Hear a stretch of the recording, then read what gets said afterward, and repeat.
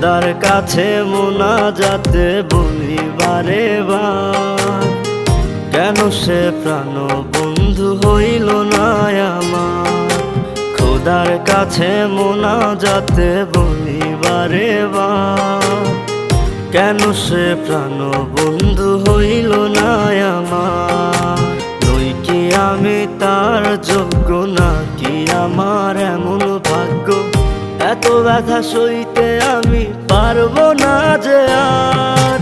খোদার কাছে মোনাজাতে বলি বারে বার, কেন সে প্রাণ বন্ধু হইল না আমার।